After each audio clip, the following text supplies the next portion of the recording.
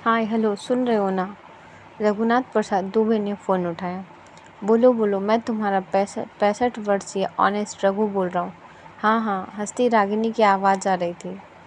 मैं कह रही थी आज रविवार है, उस लक्ष्मी से डोसा बनवा लो। अरे कहाँ डोसा, लक्ष्मी सुबह जल्दी आई, पोहा और जलेबी लेकर आई। पसीना बह रहा था। बोली मेरे ये 10 साल बाद अचानक आ गए हैं, अब मुझे रिस्क नहीं लेना, तुरंत जाना है, और भागती हुई चली गई। रघुनाथ प्रसाद की पत्नी रागिनी उनकी मौसी की लड़की थी। दोनों की शादी के कारण उनकी आलोचना होती रही। दोनों भयभीत रहते हैं। दोनों में प्रेम आज भी गाढ़ा बना हुआ है। पुत्री सुषमा और पुत्र अनिरुद्ध दोनों की शादी हो गई थी। दोनों विदेश में रह रहे थे। अनिरुद्ध लंदन में भारतीय दूतावास में कार्यरत था। वहाँ उसकी शादी होने के 5 साल बाद लड़का हुआ। यहाँ रघुनाथ प्रसाद और रागिनी चिंता में रहे। वहीं पुत्री अमेरिका में रह रही सुषमा इंजीनियरिंग। रवि त्रिपाठी की पत्नी ने शादी के बाद समय पर खुशखबरी दे दी। पुत्री के आग्रह या कहें हट के कारण रागिनी अमेरिका के न्यूयॉर्क शहर गई थी। नवंबर माह की डेट दी थी डॉक्टर ने। रागिनी वहाँ से अक्सर रोज़ ही फ़ोन करती रहती। रविवार का दिन था। रघुनाथ प्रसाद अपने मित्र लक्ष्मण प्रसाद की सलाह पर काली मिट्टी से दांत साफ कर रहे थे। मुंह धोने में काफ़ी देर लगी। नल बंद किया तो फ़ोन की घंटी की आवाज़ सुनाई दी। फ़ोन उठाया तो डांट पड़ी, कहाँ थे? कब से मोबाइल उठाए हूँ? अरे काली मिट्टी से दांत साफ कर रहा था। ठीक है, लक्ष्मी आई कि नहीं? कहाँ आई, दोपहर में तप रहा हूँ। आपने अनिरुद्ध, सुषमा व दामाद सभी को दुख पहुँचाया है, यहाँ ना आकर। ठीक है, फिलहाल लक्ष्मी अपने पति के साथ गायब। देखो ना प्यार, यह कहलाता है प्यार, यानी मुझे बराबर पिन कर रही है, साथ में नहीं गया इसलिए ना। रघुनाथ प्रसाद के दिमाग की नस चढ़ी और फ़ोन रख दिया। शाम को बाग में बैठे रघुनाथ प्रसाद सोच रहे थे कि अमेरिका जाना था, पर क्यों नहीं गया।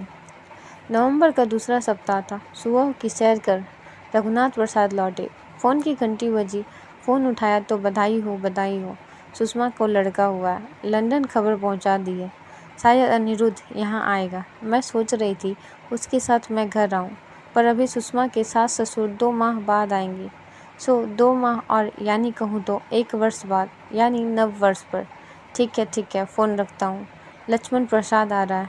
आओ लक्ष्मण प्रसाद, यह लो 200 रुपये, इन पैसों से पेड़ा लाओ। खबर बाद में बताऊँगा। क्या रे रघु, मैं तुझसे बड़ा हूँ। जान गया हूँ कि अमेरिका से खबर आई है। ठहर, ये रुपए रख, मैं आया आधे घंटे में। लक्ष्मण प्रसाद लौटा तो मिठाई का डब्बा और लाउड स्पीकर वाले को ले आया। रघुनाथ प्रसाद कुछ बोलते कि लक्ष्मण प्रसाद ने लाउड स्पीकर लगवा दिया। गाने बजाने शुरू हो गए।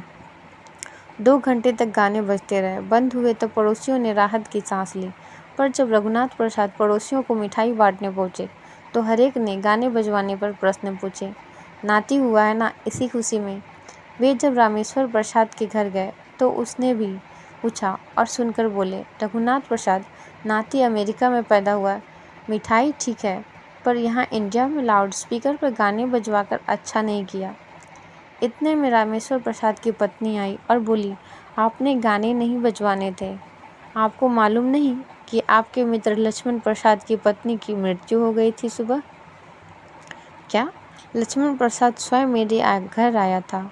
उसने क्यों नहीं बताया? लाउड स्पीकर वाले को भी वही लाया और यह मिठाई भी। हाँ, मेरे बार बार कहने पर उसने मिठाई नहीं खाई, उदास ही लौट गया था।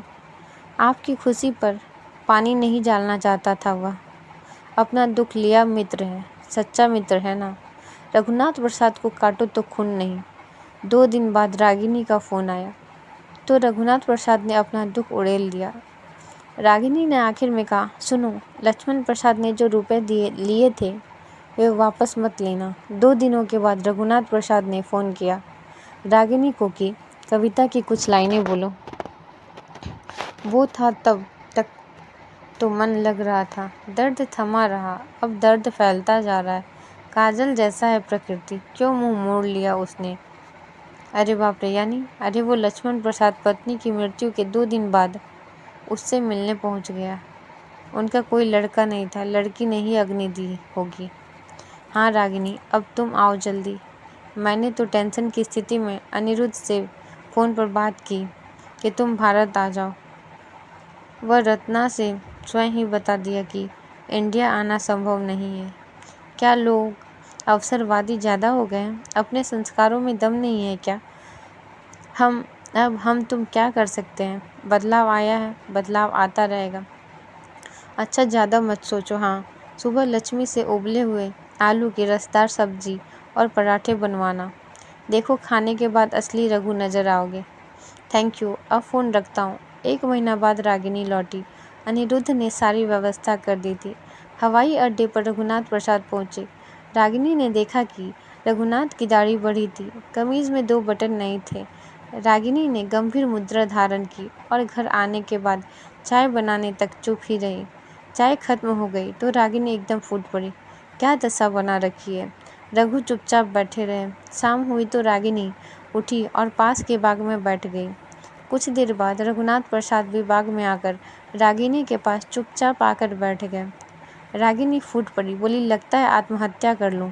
रघुनाथ प्रसाद ने हंसते हुए कहा, तुम्हारी आत्महत्या पहली होगी, पर मेरी तो दूसरी आत्महत्या होगी। यानी दूसरी कैसे? अरे पहली आत्महत्या तो जब तुमसे शादी की थी। कहते रघुनाथ प्रसाद डर के मारे खड़े हो गए थे। क्या कहा? कहती हुई रागिनी गुस्से में खड़ी हो गई तो रघुनाथ प्रसाद भागने लगे। बाग में काफ़ी पति पत्नी बैठे थे। उन्होंने जब भागते रघुनाथ प्रसाद के पीछे रागिनी को भी भागते देखा तो ज़ोर ज़ोर से हंसने लगे। तालियां बजने लगी। वे दोनों शाम शर्मा गए और फिर से बेंच पर आसपास बैठे और अपने किए पर स्वयं भी ज़ोर ज़ोर से हंसने लगे थे।